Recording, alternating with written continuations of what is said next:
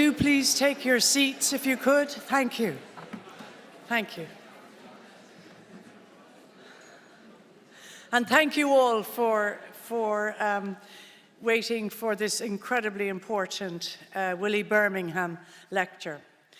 Welcome, and welcome to our audience who are zooming in. I'm Professor Roseanne Kenny. I'm Regius Professor of Physics at Trinity College in Dublin. But my hat today, very importantly, is as President of the Irish Gerontological Society. And today we are completing our 2.5-day meeting with a prestigious lecture delivered by Professor Sean O'Keeffe, which marks Willie Birmingham's contribution to older persons in Ireland. Let me tell you a little bit about Willie Birmingham, first of all. Willie Birmingham undertook his Alone project, and I expect that everybody in the audience and those online will be very well aware of Alone, particularly since its wonderful work during COVID. But he undertook in 1977 a project which he entitled A Little Offering Never Ends. Alone. An organization which highlighted the plight of old, forgotten individuals who were living in squalor in Dublin. He was a fireman, and he noted on his call-outs with his colleagues from the fire brigade a number of older persons living in squalor and sad conditions, particularly at the end of life. So he and his colleagues formed Alone, and it was a volunteer group, and it grew, and of course has grown from strength to strength and is the wonderful organization which contributes to so much to Irish society today. He received the People of the Year award in 1979, and in 1985 was awarded the International Firefighter of the Year award. In 1988, he was awarded an honorary doctorate of law by Trinity College in Dublin. He died in 1990, but of course the foundations that he has laid have ensured that Alone is still an extremely active charity in Ireland. We have an annual lecture, and we do it in collaboration and sponsored by Alone, to mark this area of championing rights, particularly with respect to the older person. And this year's speaker is Sean O'Keeffe, who is a consultant geriatrician and clinical professor in University of Galway. Sean O'Keeffe graduated from UCD in 1985 and trained in internal and geriatric medicine in Galway, in Dublin, in Boston and Liverpool. He then returned to Ireland as a consultant to St. Michael's and St. Vincent's Hospital in 1996, a true peri-ambulatory geriatrician. His CV doesn't formally say that. He, however, met and fell in love with and subsequently married a Galway girl, hence his current position in Galway, where he's made huge changes. But his big passion for years has been advocating and lobbying for justice and clarity in this whole area that he's going to speak to today. He is co-chair of the HSE National Consent Policy Revision Group, the HSE Assisted Decision-Making Capacity Act Implementation Group, and the HSE DNAR, Do Not Resuscitate, Actively Resuscitate Policy Revision Group. So given his expertise and extraordinary interest in this area, who better to share that with us today than Sean O'Keeffe?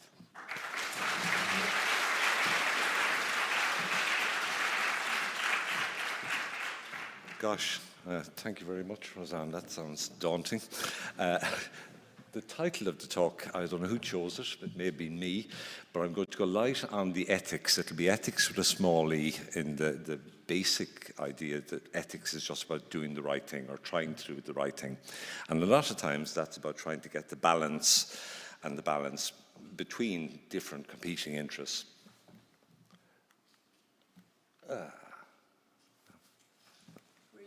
Green. Yeah. There we go, sorry. May I go now? My activities of daily lecturing are doing very badly here. Will it come out the other end, I hope?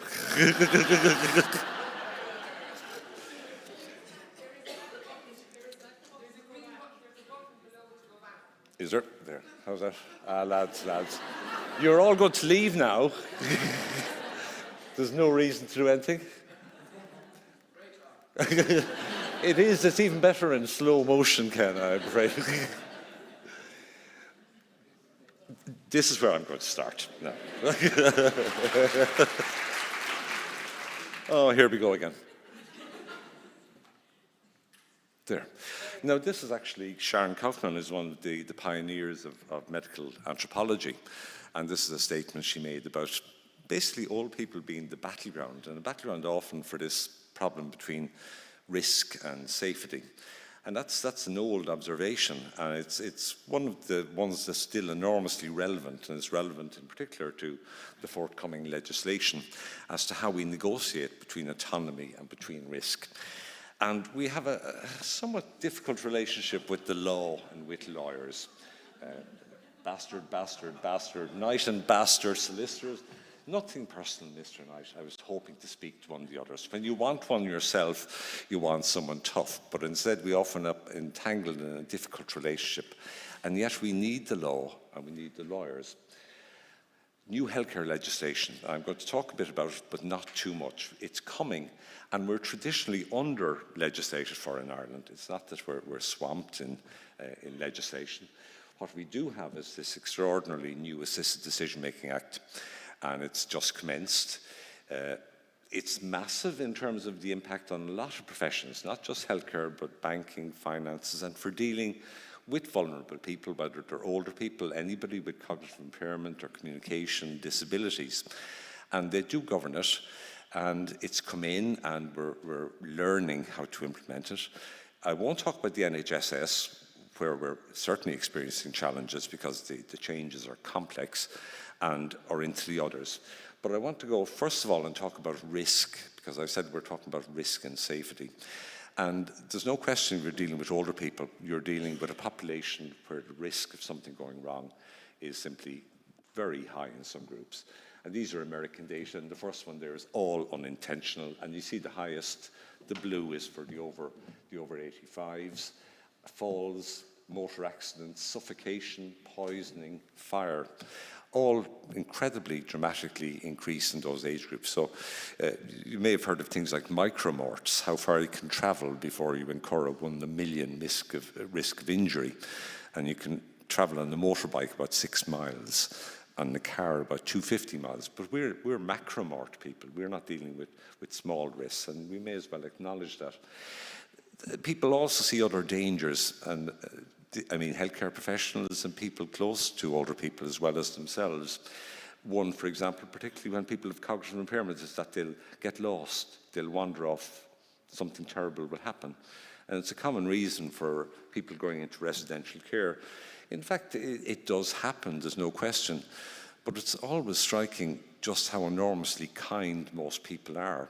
That particularly, and you see it certainly in rural areas, you're in the community where people know you, they look out for you, you're retrieved, you've mixed up day and night, you've tried to go to Mass and it's 3 in the morning, people bring you back.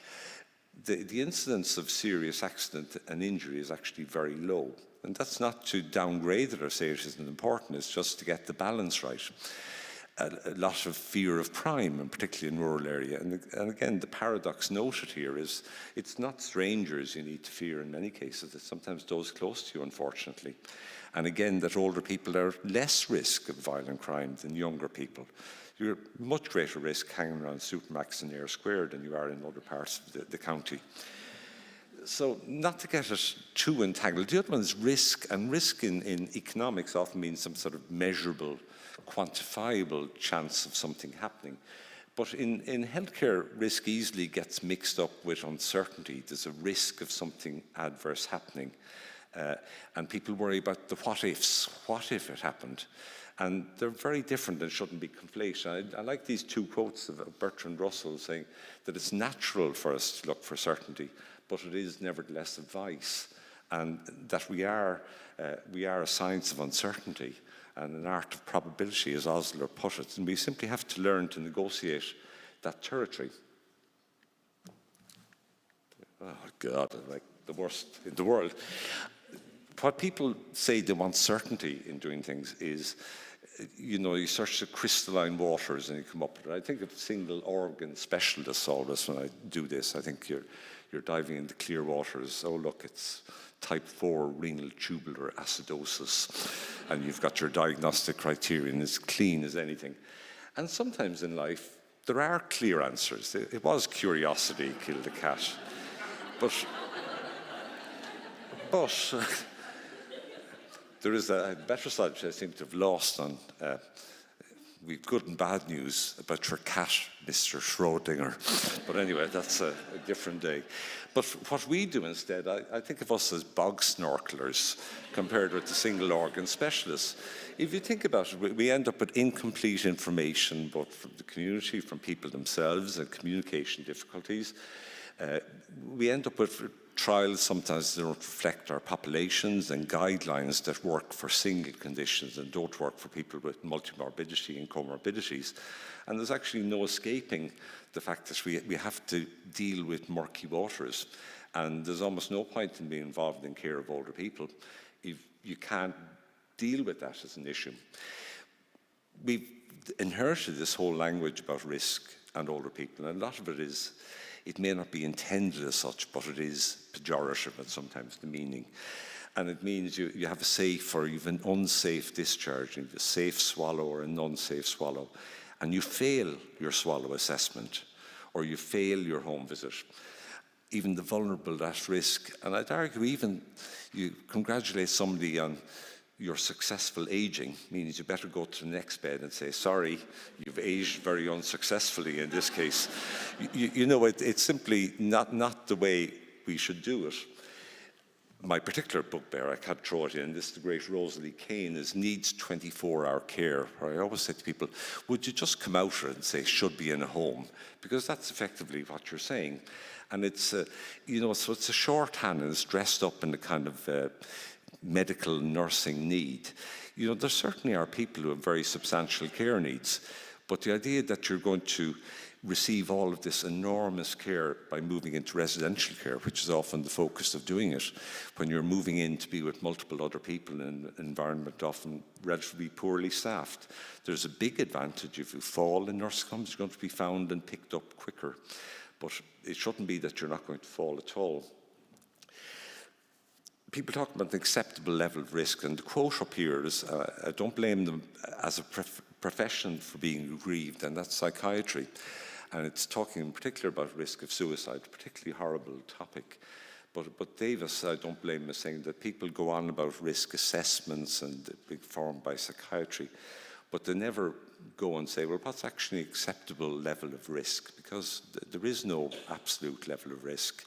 And there's a great sense of unfairness that every time there's an untoward event, and this certainly happens in psychiatry, then it begins that your assessment in some way was a failure, that you should have been able to predict this and prevent that. And it's a dangerous narrative for professionals. It's also a dangerous narrative for the community, and particularly for older people, in that all the things that could go wrong can potentially be prevented. The paper at the end is one summer I couldn't coordinate holidays again with my wife, so the family headed off to Baltimore, and in boredom I performed a cross-sectional study of seeking to find out what an acceptable level of risk was. And many of you may have contributed, certainly did include the geriatricians, but of doctors, of clinician managers, and as well, I got the addresses of public representatives. all TDs and about 10% of all counsellors. And the response rate was surprisingly good. A few abusive letters saying, why you've been annoying me that way. But the answer was, and it was saying that every time you discharge somebody from the ED, you do so in good faith. And we're not talking about negligence or carelessness, but there's always the chance that something will happen despite your best intentions, despite doing everything, and they will actually deteriorate, and something serious, the most serious is obviously death, and that can occur even if you use all the most up-to-date rules and guidance from your professional bodies, and pneumonias and falls, etc. And I was trying to say, well, what isn't acceptable if you can prevent a death by admitting, and all the rest you discharge will be absolutely safe as a result. And it was fascinating to find that the doctors, and indeed our clinician managers, haven't forgotten their clinical instincts, came back at about 1 in 1,000. So it will happen 1 in 1,000 out of the blue by chance. 999 will have gone home and everything will have worked out as planned. When you look at the managers, we're up to 1 in 5,000. And look at the politicians, up to 1 in 10,000. And an increasing number saying absolutely no risk of something going wrong after discharge from ED is acceptable. If you think our EDs are overcrowded at the moment, then, and every time you get kind of an email from a manager telling you, hurry up and discharge people more quickly, just think about it. They're much more risk averse. We have to live in the real world, and in general do live in the real world. And there needs to be that pushback of saying you can't have it both ways, of saying you want the place empty, you want everybody discharged quickly, but you're actually pushing us to, into the area where risk occurs, and trying to hide and say that that's your job now to do risk assessments and you failed if something happens isn't fair. The one that was interesting was that older doctors were less risk averse than younger doctors. And I'm not sure if that's a generational thing, and there has been a shift, and there could well be that people feel more under threat. Or it may well be, of course, that you simply mature and talking key lahish and you become more accepting of the inevitability. But what's also clear is that the public, in fact, when you have surveys of different population groups saying what risk they accept, is they're actually very sensible. So people who've lived with conditions are aware that there is no absolute risk-free option, and that there is a balance between trying to have some sort of autonomy, safety, or independence against absolute risk reduction. So it's a matter of trying to get the narrative right. And it's one of the reasons why, of my well-known aversion to risk-feeding policies, etc., where I've always argued you might as well have walking at acknowledged risk of falling, for example, or taking warfarin at acknowledged risk of bleeding. It's simply caked into everything we do. It's not unique to any area.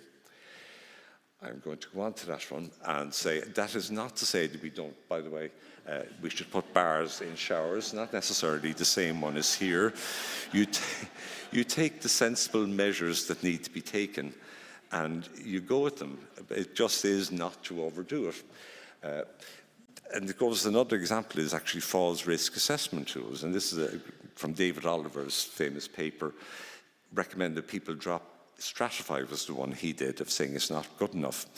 And one of the banes of my life in doing the case for the State Claims Agency is how often people tie themselves up in knots by having policy saying it's essential that we do falls risk assessment every week. And I've seen that in institutions of saying, well, actually, what benefit is that going to be for anybody? That's going to provide an awful lot of paperwork, which will prevent our overpressed nursing staff from being able to observe people and work with them in that way. So don't get carried away with them. This is today's Humpty Dumpty, who might be more risk averse, even though my favorite Humpty Dumpty cartoon is the one where the doctor is talking to him and says, "The cracks can be fixed, Mr. Dumpty. It's your cholesterol I worry about." Okay, I'm going to talk about ADM and how this interacts with some of this, because it's a big legislation. The first thing, and the most important slide, is this. This is the complicated bit of it, these 3 new tiers of support. And they're tools, they're optional tools, they're not mandatory interventions.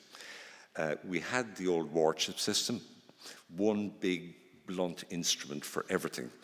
And the analogy I like is you've been given 3 new precision tools, and when you get a lovely new toolkit, you read the manual and you put them away somewhere clean and dry, and you take them out when you need them for a special job. What you don't do is take them out and you start drilling random holes in the wall and furniture, because now you've got a tool and you want to try it out. And we've seen a bit that there are certainly areas where you have to use tools, but this isn't mandatory in some way. You're allowed not to. There are guiding principles, and they're the core of it, really, because they're the spirit of the Act. It's how you approach people. And how you approach people is the gist of it. It's not about going to court, even as a last resort, as one. And it's accepting that the principles include the presumption of capacity, that can be rebutted. It's not fixed in stone forever. It may be that you take all reasonable steps to help people to make it. And again, it's this quote that making an unwise decision doesn't mean you can't make a decision. And even if people do lack capacity for some reason, even after that, you don't do anything unless you have to. It's not, I have found somebody who lacks decision-making capacity, I must do something. And it has happened a bit in terms of younger doctors coming in. They're like a cat dragging in a mouse, and they deposit it at my feet and say, Dr. O'Keefe, I found he lacked decision-making capacity. What do I do now? I said, you should have thought of that first, really, before doing it. The will and preference is like a thread running through the legislation. And it's not saying everybody gets what they want, but it's saying that actually listening to what people want, and in as far as it's practical, giving effect to it. So it's about the spirit of doing it. And even the last one, about acting at all times in good faith and for the benefit of the person. Now, we've had a number of problems in getting people to do this. You've all heard of too long, don't read. And this is the HSE guidance. We made it short. It became very short, still didn't read. And should read, probably won't, read a bit, got bored, and skim read, missed the point. Because even when you talk about unwise decision, that people have said, well, now there's a new right to make unwise decisions, and that's the wrong phrasing. It just says merely because you do something unwise doesn't mean you lack decision-making capacity. The merely is important. It's not a license to ignore people who are having major difficulties in coping, which is entirely different. It's simply getting the nuance right in terms of interpretation. The will and preference, for example, doesn't mean you get everything you want. It's within the scope of the available provisions, and we all know that you may be in an area, certainly in Galway, where there's very little home help provision. And the realities are that your choices will be between going home into a situation where the supports are going to be suboptimal, or choosing an alternative such as residential care, and that's your choice to make. But there's no good demanding that you get a bunch of home helps on Inishmaan when there's none of them there. It just isn't going to work. So it has to be the available options. And then the other one is acting at all times in good faith and for the benefit. And what doesn't appear anywhere is the phrase best interests. And the reason, and it may be unfair, is that best interests acquire this baggage. And it acquired a baggage of best interest means medically safe, going along with medical interventions. And in fairness, that was never actually intended with it. So the further benefit is to try and change the language and get a reboot, so to speak. It's taken broadly. It takes into account people's wishes as well. It takes into account the whole generality of who they are, their beliefs and values, what they want, where they're coming from. So it is not simply, as it was often interpreted, and can indeed be misinterpreted in Britain under the Medical Capacity Act, which is a very different law, as saying, now we get to decide. It's in your best interest. You do what we tell you. This was a pre-wardship case which received a lot of publicity, and it was an important one, even though it was decided, because it started pre-April, it went under wardship.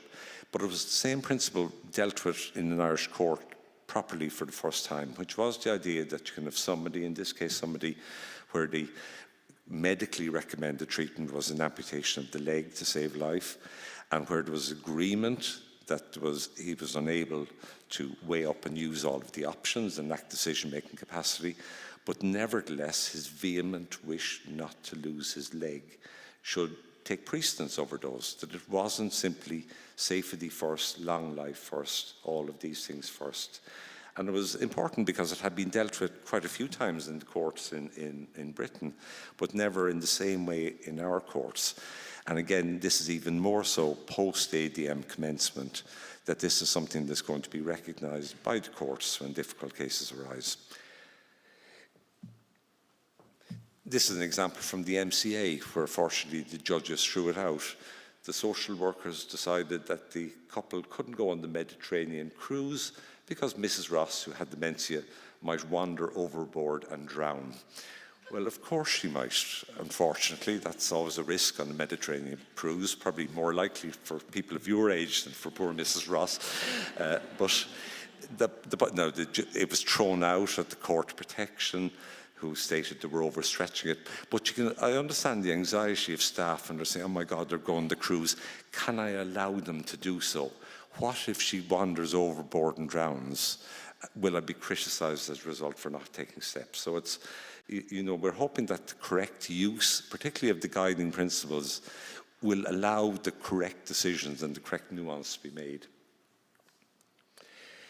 This is from one of the Court of Protection, and a very different law, by the way, but the principles are the same, which is why they are of some value sometimes. And it's saying the whole point, even if somebody lacks capacity, isn't to wrap them in what's sometimes been called forensic cotton wool. And it's not to nursemaid them and mean they can't experience the whole experiences of life. It's simply to choose the best options with the best of intentions, and in good faith is enormous. You're trying to do your best, as most healthcare professionals do. So the nuance counts. This is the other case that has caused a lot of consternation. There's no way of escaping it. I'm going to mention it because it's one that has nothing to do with the new legislation. It's simply the ADM has shone a great big spotlight on the whole idea of detention and deprivation of liberty. And this is the AC case. And it was, again, an important finding because we hadn't had a similar case here, although they had occurred in many European jurisdictions and in Britain. And the idea that just because you lack decision-making capacity, you don't lose your fundamental human rights, including the right to liberty. And if somebody's going to take it away from you, then it's going to follow a lawful process, and that will mean the courts. It's contrary to what practice had often been and what people would often say, well, that makes no sense. And I appreciate that there are certain types of situations where it may make no sense. But if you think of it as the general principle that if somebody is going to be deprived of liberty for committing a crime, they stand a trial. You don't get the guards just saying, sure, they're guilty as hell. Can't we just lock them up and save the state the expense of all this? So it has to be taken seriously and is being. And it certainly is a change in practice in some locations, but there's no escaping it. And the Supreme Court is very clear, the wishes of the person still count. So exactly the same issues that arose in the previous case, that if someone vehemently says, I don't want to go, well then that is something that needs to be taken into account. So the other myth related to ADM, and it's a really important one, is it gives us no powers. And that's where it's different to the MCA in Britain, which does give staff powers, but it gives us none. We can't make anybody do anything as a result. We can't detain them. We can't force anything. The DMR can't make them do things they want to do. The attorney can't make them do things they want to do. So coercion, and I know it's an ugly word, but I use it deliberately for those words, making somebody do what they don't want to do, is still going to be a matter for the High Court, an inherent jurisdiction rather than wardship. Place of residence, of course, and I just say this, it's not all about capacity. People want to stay there, it's where their memories are. It's where the cat may be, or the dog, all of these things that people actually count sometimes as relevant to them as physical safety. It may be emotional safety. How better off? You send people there because they're better off. And I put this in, deliberately provocative. It's the only slide that ever got me booed at a meeting. At a Nursing Home Ireland meeting about 20 years ago. And I can never resist showing a stubborn streak. So how are we going to be better off? It'll be nice to be with other confused people. Not so sure. And we find that people go in, they're bewildered. It's a completely different change. It's a strange environment. If we go in and say that you'll be less confused on admission. Well, the contrary is almost certainly true. You're in a bewildering environment, again, away from your routine. So cognitive decline does occur. We're certainly never going to have randomized control trials on these issues, but certainly what's published is consistent with these. So nursing home displacement is associated with accelerated short-term memory loss. You'll be happier. Some people will. We're not a homogeneous population. Some people will be less lonely and happier. Many people will be lonelier and unhappier, as indicated by the surge in prescribing of things like antidepressants after people are admitted. You'll get better medical care. I mean, it's been a problem, and I don't think it's as bad as it was, reduced access to chronic care clinics once you go in. So you're in a nursing home. What do you need that for anymore? That has been the case. We've had problems still due to agree with use of antipsychotic medications that were never needed in the community, but now are. And then you live longer is the bottom line. And in fact, almost certainly you don't live longer. Again, no randomized trials, but what incomplete evidence we have suggests the opposite. The other myth is we need to identify everybody who lacks capacity so that we can do things, and you don't. You do it only if there's something you can do and something reasonably can do. And the other one is, I'm worried that if somebody makes a decision and they lack capacity, that I'll be held to blame. People don't have to prove they have capacity. Those who are challenging it have to prove it. So it's the onus is on the other way around. I don't know if you heard of Mencken. H.L. Mencken was a great journalist, and a lot of aphorisms. And one I like about medicine is that not the job of medicine to make man virtuous, but to rescue them from the consequences of their vices. But the one that's relevant here is his definition of Puritanism. And he said Puritanism was the fear that someone somewhere is having fun.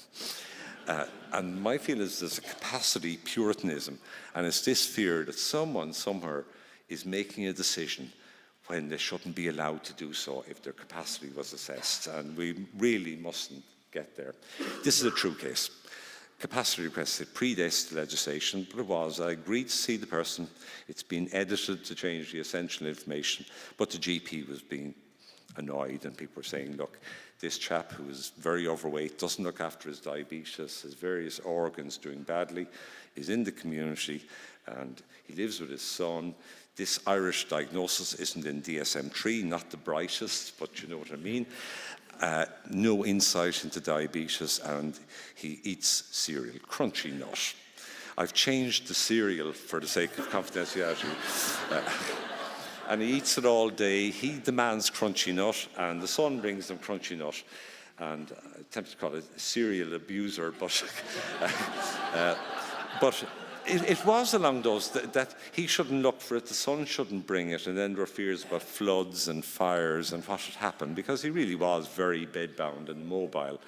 And, you know, sorted out. And what was the capacity decision there? It's a decision-specific capacity.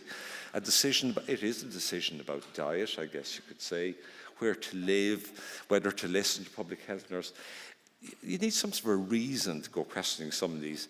This was how he was. He was a lovely chap. I went in to see him in the house, and he was there eating the eponymous cereal and watching Judge Judy, and he was as happy as Larry. And we talked. He was very knowledgeable about Galway hurling for a bit. And I said, God, you couldn't. What were you going to do here? Were you actually going to try and get somebody into a home because they wouldn't behave themselves with their diabetes? Go to court, an order banning the cereal? You know, there was nothing proportionate, reasonable, sensible once you took it in. But then there was great fear that if he was in there and he was bedbound and if the house went fire, he was in real trouble. There's no question, but that's the nature of it.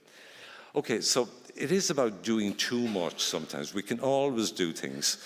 This is not to decry the great advances that we've made over the years, but it is to say that we can always go too far, and that goes for treatment. And I welcome too much medicine and too many diagnoses and the deep prescribing and all of these. These are part of I know Marjorie Warren started with everybody deserves a diagnosis in that context, but it's easy to go beyond that. I must say, I shuddered inwardly at Ronan's great talk, and we now have pre-AFib. God, welcome to the gang of pre-things.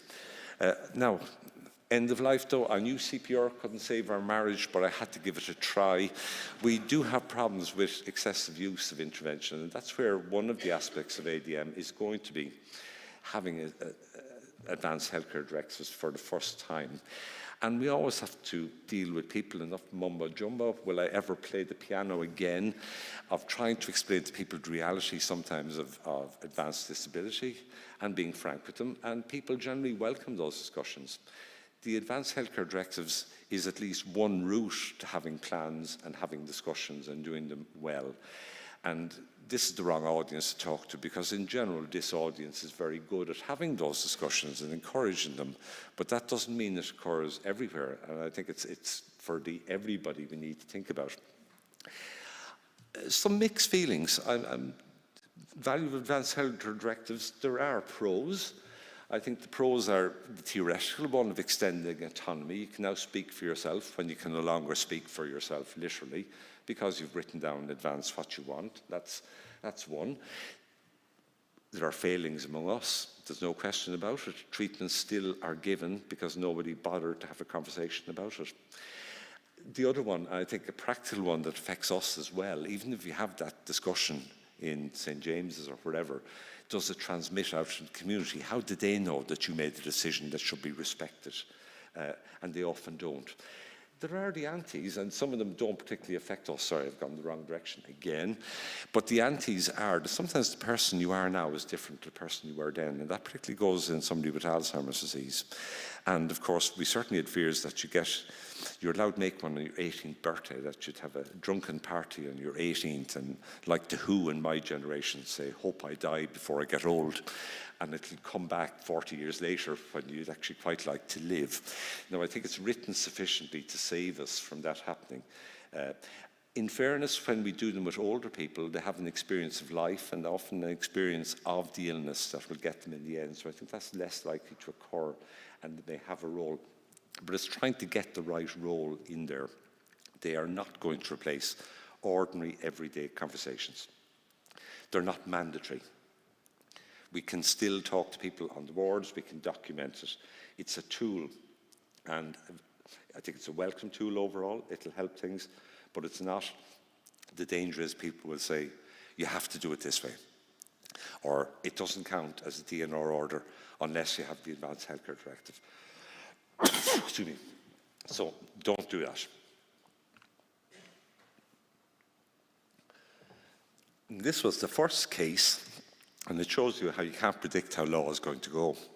The first case turned out to be essentially a prisoner using it as a form of blackmail to say, I'm not going to take my medications or eating or drinking, and if I starve to death, that my directive must be respected.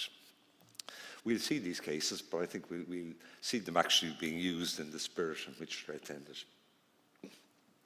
Okay, I think they'll be helpful overall if the medical situation is clear, you know what you want, and people can interpret it as written in that way.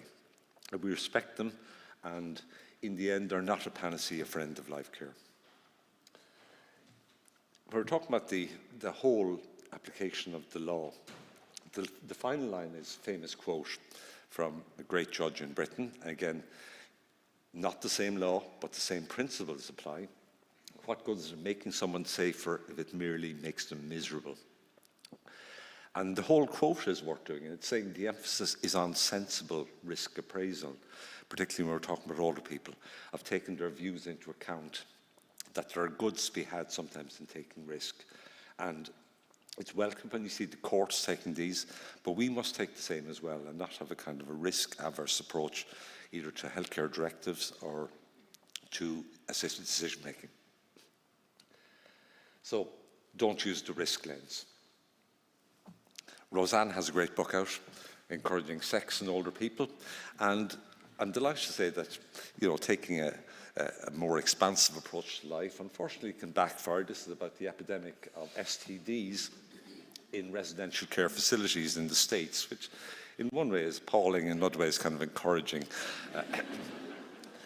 This is from Dr. Ezekiel, and Des may remember him. I think we clashed during the would we be rationing beds during COVID. He doesn't come across having a great sense of humour, saying that if doctors aren't having the talk, and the talk here is obviously sex education rather than the talk about death, safe sex counsellors may need to get involved in residential care. Now, I'm afraid at the moment we're still a bit staid here in Galway, certainly. We have the married Kama Sutra, when the man is loading the dishwasher and the woman must come over. It's the dishwasher position, so we haven't quite gone the way of residential care facilities. But I hope we will take a more expansive approach to risk and safety as we implement. And thank you for your attention.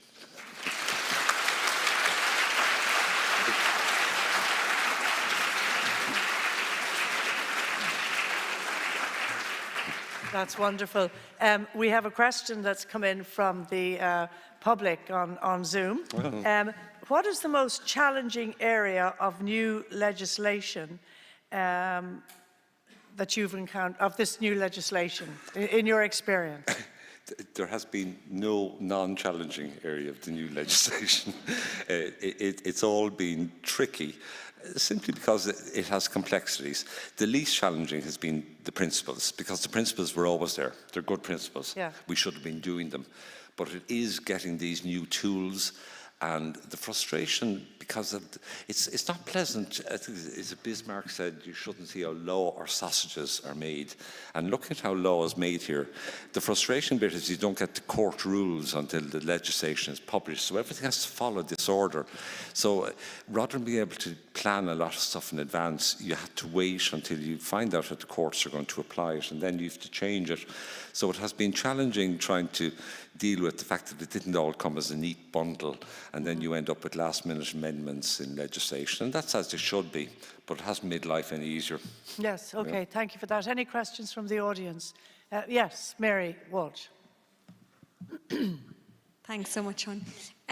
Should this in any way help us to facilitate participation of people with severe cognitive impairment in research, in observational studies, so that they can be represented for once? Yeah, the good news, Mary, is that was excluded. I said you get amendments, can be frustration, but that was one of the amendments that went in and is in the final legislation. So there is an option for people to provide powers to others, or indeed be taken on so they can participate in legislation. Now that excludes clinical trials, which is in a different box altogether, and medical devices.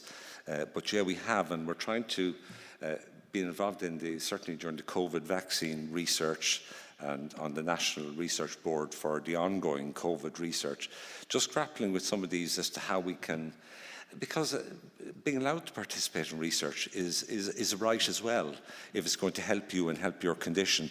So it was a source of lobbying, and it was successful in terms of ADM. So the principle is there, we just have to figure out how to implement it. Thank you. And we'll take one more question from the audience. Hilary, thank you. Hilary, over here, sorry. Thanks. Thanks, Sean, that's great. Can I ask, with the benefit of hindsight, if you had been allowed to design it any way you wanted to 8 years ago, would it look different to what we're dealing with now? Yeah, it's funny, I was on our contributor to the Law Reform Commission, which provided a report before this, and where we've ended up is nowhere near where the Law Reform Commission was going at the time. Yeah, if you're going back, I think it was actually fascinating to see it was made in terms of, we had a very excellent disability lobbying sector driving for a lot of this. In a way, I'd have looked back and said that we, and I mean we in terms of geriatricians and the broader community, and that would include psychiatry, should probably have paid attention at an earlier stage, not to the general principles, which I think had to be what they are and are excellent, but in terms of looking at some of the micro detail within there and how it impacts on clinical practice. And it's sometimes very hard when it appears in there to undo it. And it's very hard. The lobbying is a full-time business. You really need to know, have your contacts. You need a bit of funding to fund it. And it's worthwhile in terms of influencing how the law emerges. And I think there are lessons, particularly as we engage with the consultation process for assisted dying legislation, for example, that we make sure we very much have a voice at the table. Well, Sean, I think we'll wrap up on that. We couldn't have had a more eloquent and informed presentation on this very important topic, and it's with great pleasure on behalf of everybody here that we present you with the Willie Birmingham.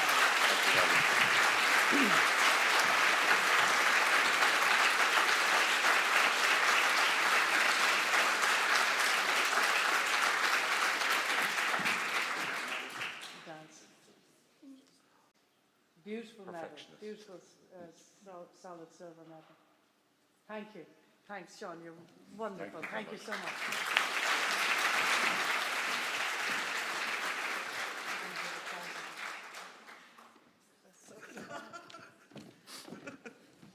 I can't share that.